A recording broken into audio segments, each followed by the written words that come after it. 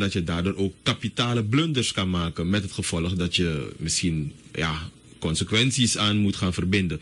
Dus het is heel erg belangrijk dat u dat zegt. Ja, want de reden waarom. Maar u bent dan ook geen diplomaat, ook geen ambassadeur voor het bedrijf. Want uw approach kan negatieve impact hebben voor de plaats waar u werkt. En dat moet u wegwerken. En met frisse, vrolijke mensen, zonder stress, kunt u veel meer bereiken. Want dan kunt u gemotiveerd werken. En dat is de gedachtegang van de SNTA. Laat me het even makkelijk vertalen. De gedachte van de SNTA was, you have to have skilled laborers. Mensen die professioneel zijn en wat ze ook doen. Klopt. Als ze timmeren, moeten ze weten wat timmeren inhoudt. Want ik ga je een voorbeeld geven. Alles wat verliest, wat vermorst wordt, gaat u betalen.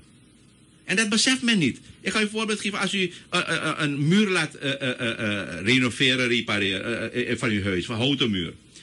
Als die timmerman à la dol met die hamer erop timmert en die plank scheurt. nog gaat hij weer een stukje moeten wegzagen, weggooien, maar daarvoor betaalt u.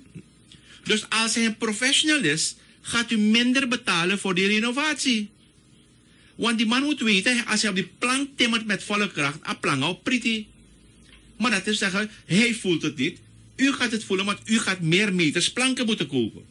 Maar als hij een professional is, weet hij, nee, ik moet niet op die plank timmeren, maar daardoor komt die persoon die het werk geeft goedkoper uit. Klopt. Dus hoe vaak zien we niet, we zijn in Suriname, mensen mengen cement en een halve kruiwagen 3/4 wordt weggegooid, want als dat is voor u, jongen.